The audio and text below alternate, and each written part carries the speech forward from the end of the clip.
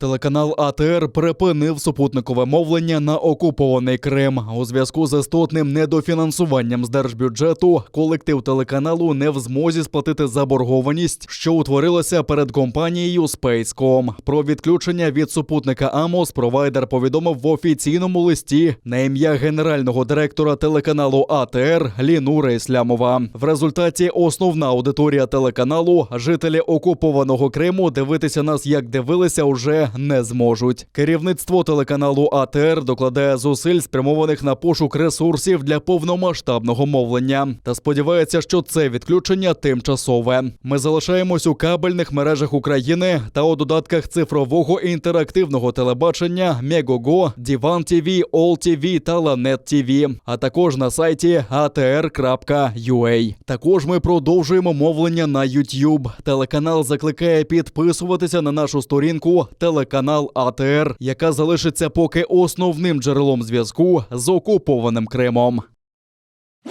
Штрафи залишили чинними. Окупаційний Верховний суд Криму відхилив усі зауваження та клопотання захисту Ереджепа Мемішева та Міра Ібрагімова. Їх окупанти покарали за нібито порушення карантинних обмежень, коли вони серед інших кримських татар зустрічали з ув'язнення адвоката Едема Семідляєва. В многих материалах дела есть ошибки, а именно в моментах задержания, в моментах составления протоколов. Также далее в делах, где есть конкретные нестыковки и несопоставления, есть показания свидетелей, которые утверждают одно, в то же время рапорта и объяснения сотрудников полиции, которые утверждают совсем иное. Нами также было подано ходатайство о том, чтобы вызвали либо прокурора, либо иное лицо, которому мы могли бы задавать вопросы по данному делу, но судья отказал нам в этом ходатайстве, тем самым лишил нас возможности задавать вопросы, указывать на неясности в данных делах и указывать на несопоставление в данных делах. Собственно, материал готовится для подачи уже в Европейский суд по правам человека.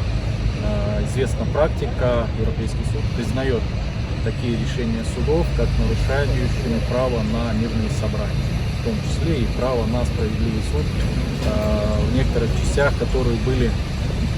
частях, нарушений, которые были допущены, по мнению защиты, в рамках производства по данному делу об административных правонарушениях. Бывает, что несмотря на то, что все доводы и доказательства были против этого решения суда первой инстанции, суд практически даже не принимал во внимание наши сказанные. Просто он механически или, как сказать, машинально, автоматически диктував, бубнів під нос рішення суда і все. Увечері 23 листопада більше сотні кримських татар попрямували до ізолятора тимчасового тримання Сімферополя на зустріч з адвокатом Едемом Семідляєвим, адміністративний арешт якого добіг кінця. Окупанти заздалегідь підігнали автобус, а Росгвардія затримала 32 людини, серед яких були жінки та громадянські журналісти. Усіх звинуватили у нібито порушенні громадського порядку. 9 затриманих жінок засудили до штрафів від 10 до 15 тисяч рублів. 21 кримському татарину присудили від 10 до 14 діб адмінарешту. Визнати Меджліс кримсько-татарського народу терористичною організацією – справжня мета окупантів. Про це пише у відкритому листі незаконно арештований Наріман Джилял. Звістку від першого заступника голови Меджлісу передав його адвокат Микола Полозов. Бранець, зокрема, проводить аналогії в роботі радянського КДБ та російського ФСБ. Известный ныне поэт Игорь Губерман, позволявший себе высказываться против социалистического реализма, коллекционировавший в том числе антисоветский самиздат, в 1979 году был арестован за якобы покупку и сбыт краденных икон. И не верилось ему, что 5 лет, к которым он был приговорен, стали лишь отместкой за отказ сотрудничать с конторой. Он пришел к выводу, что стал частью серьезной игры по спасению Советской империи от гниения или, как выразились историки, застоя. На Лубянке задумали опорочить еврейское движение за отъезд в Израиль путем обвинения его в финансировании не только выезжавших на родину евреев, но и различных демократических, а значит антисоветских движений и изданий. Средства на все это, очевидно, немалые, собирались якобы путем скупки художественных ценностей по бросовым ценам на территории Союза и дальнейшей продажи их на Западе за бешеные деньги.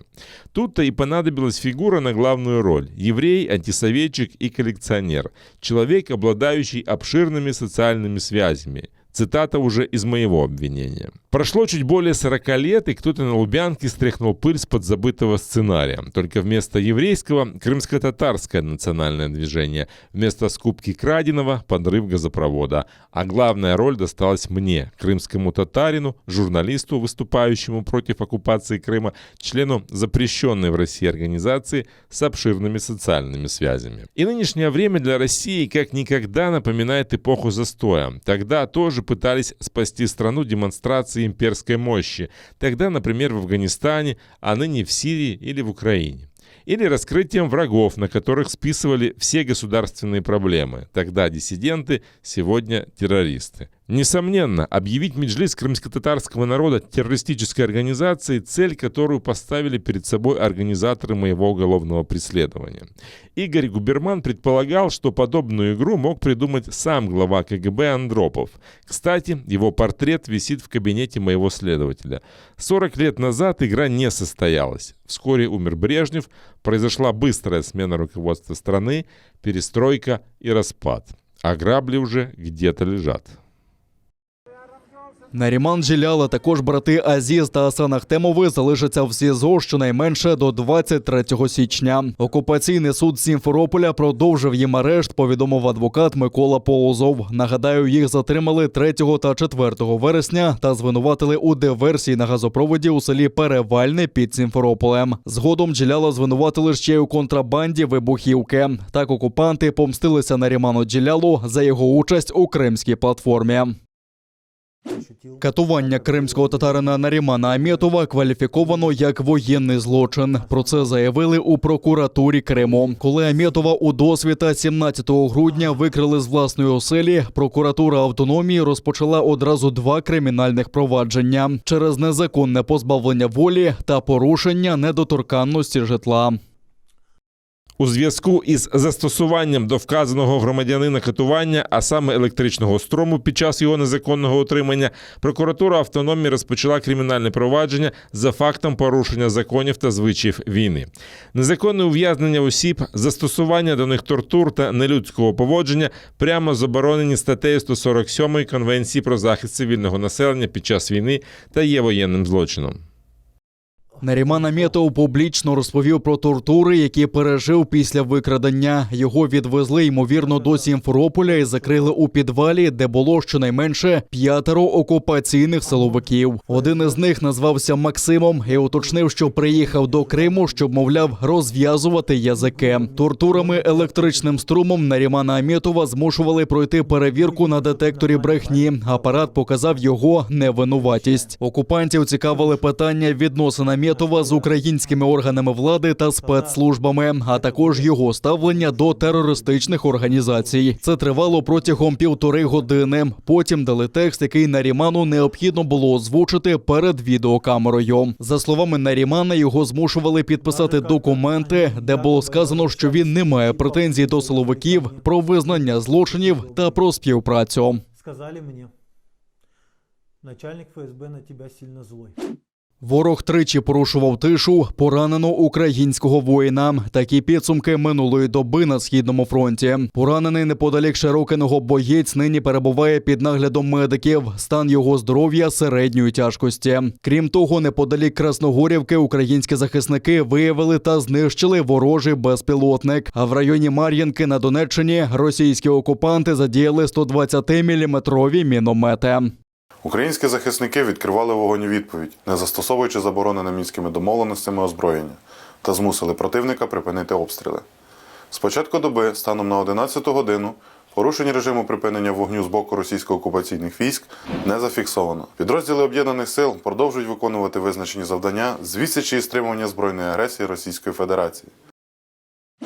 Кількість активних випадків ковіду спадає вже більше місяця поспіль. Напередодні на вільній частині України виявили ще більше 6 тисяч нових пацієнтів. Одужали при цьому майже утричі більше. А ще 301 людина померла від ускладнень, спричинених COVID-19. За повідомленням Міністерства охорони здоров'я України, минулої доби вакцинувалися майже 120 тисяч українців. Цілком щеплених уже більше 13 мільйонів. Наші ковід-сертифікати визнають у 55 країнах світу, що входять до довірчої мережі. План розвитку мережі у 2022 році дозволить з українськими сертифікатами відвідати щонайменше 80 країн. Водночас із наступного року нас чекають деякі зміни щодо сертифікатів у європейських країнах. Так, з 10 січня ЄС планує ухвалити скорочений термін дії сертифікатів з 365 до 270 днів. В МОЗі закликають не зволікати із вакцинацією проти COVID-19, але з урахуванням змін у графіку роботи центрів вакцинації. 1 та 2 січня вони не працюватимуть. В інші дні працюватиме за звичайним розкладом. Дізнатися графік роботи і записатись на щеплення можна на сайті vaccinationcovid19.gov.ua або через контакт-центр МОЗ 0800 60 20 19. Не відкладайте щеплення проти COVID-19 на післявсвятковий період. Вакцинуйтеся, щоб наступний рік приносив вам тільки приємні несподіванки. Захворюваність спадає, але показники смертності не знижуються. Окупаційна влада Криму нарахувала ще 252 нових випадки COVID-19. При цьому 27 кримчан померли від цієї хвороби. Утім, правозахисники зауважують, що дані окупантів щодо смертності від ковіду занижені принаймні у 5. Поки європейські країни посилюють карантинні обмеження, щоб стримати новий варіант коронавірусу Омікрон, Нідерланди пішли ще далі. Прем'єр-міністр Марк Рютте оголосив, що з 19 грудня в країні починається жорсткий локдаун, який охопить і Різдво, і Новий рік. Нідерланди знову закриваються. Це неминуче, бо Омікрон загрожує спричинити у нас 5-ту хвилю. Він поширюється ще швидше, ніж ми побоювалися. Треба діяти зараз, щоб максимально пом'якшити наслідки. В Україні до середини січня закрилися усі магазини, крім продуктових та господарчих. Не працюють ресторани, бари, кіно, театри, музеї, перукарні та спортивні заклади. Школи також закриті. Поки що до 9 січня, але термін можуть продовжити. Також влада рекомендувала приймати у себе вдома не більше, ніж 2 гостей. Щоправда, на свята зробили виняток, збільшивши кількість гостей до 4. Почувши про локдаун, нідерландці кинулися до магазинів закуповуватися. Деякі незадоволені обмеженнями, але багато хто їх підтримує. Нам усім важливо бути обережними. Якщо локдаун необхідний, то я не проти. Уряд Нідерландів вважає, що Омікрон уже до кінця року обійде Дельту і стане в країні панівним штамом. Як вважають, цей варіант заразніший, ніж попередні, але водночас рідше спричиняє важкий перебіг хвороби. Наприкінці минулого місяця у Нідерландах ввели нічну комендантську годину. Так вдалося трохи знизити тиск на лікарні, але упродовж цих 3 тижнів кількість хворих постійно зростала. Водночас у країні проти коронавірусу повністю вакциновано понад 85% дорослого населення.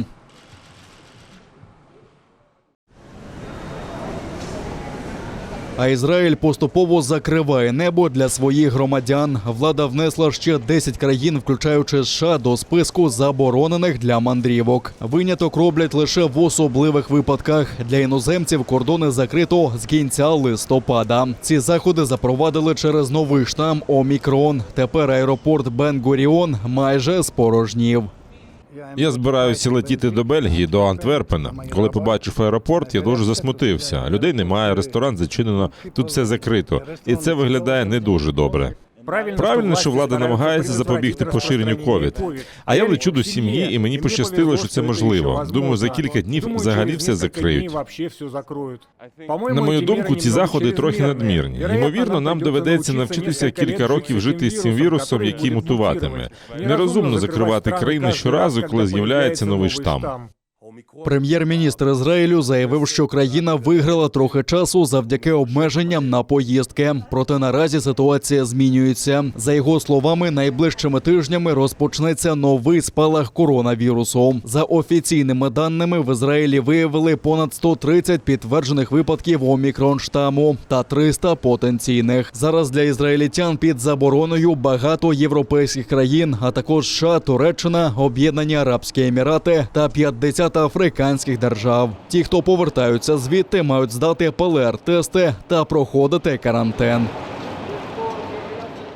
Турецька ліра, яка нещодавно упала на 11%, днями відвоювала близько 10% вартості. Якщо раніше курс становив понад 18 лір за долар, то тепер він опустився приблизно до 15 лір. Національна валюта Туреччини відновилася після того, як президент Реджеп Таїп Ердоган вжив екстрених заходів. При цьому він, як і раніше, не планує відмовлятися від свого плану щодо урізання відсоткових ставок, який і призвів до падіння курсу. Виступаючи перед Кабінетом міністрів, Ердоган сказав, що обвалів більше не буде. З цього моменту жоден громадянин не відчуватиме потреби обмінювати свої запаси турецької ліри на іноземну валюту через побоювання, що підніметься курс. Він також закликав інвесторів вкладати гроші у турецькі проєкти, а також пообіцяв допомагати експортерам та пенсіонерам. Після урізання відсоткових ставок найближчими місяцями ми побачимо зниження інфляції. Урізання базових ставок у Туреччині проводять із вересня. За цей період країна поринула у найгіршу валютну кризу за 20 років. Лише за останній місяць ліра втратила 35% від своєї вартості. Економісти називають модель низьких ставок безрозсудною та кажуть, що наступного року інфляція перевищить 30%.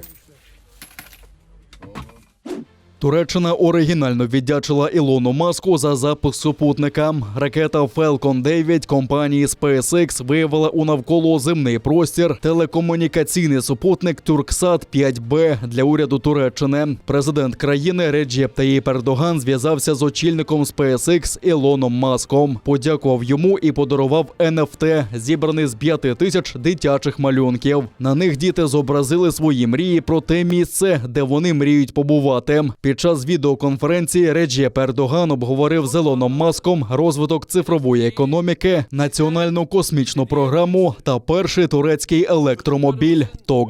Ілон Маск відповів, що вдячний за такий подарунок і з нетерпінням чекає на запуск супутника та іншої співпраці з Туреччиною у майбутньому. Ми отримали близько 5000 чудових малюнків. Усі роботи чудові, добре показують, про що мріють діти. За допомогою діджитал-технологій ми перетворили їх на NFT-малюнки. Цей прекрасний, з глибоким сенсом NFT-малюнок хотіли б подарувати вам. Блиск, який ми побачили в очах наших дітей, показує, де буде Туреччина в майбутньому у сфері супутникових технологій, у галузі штучного інтелекту та кібербезпеки. Дякую.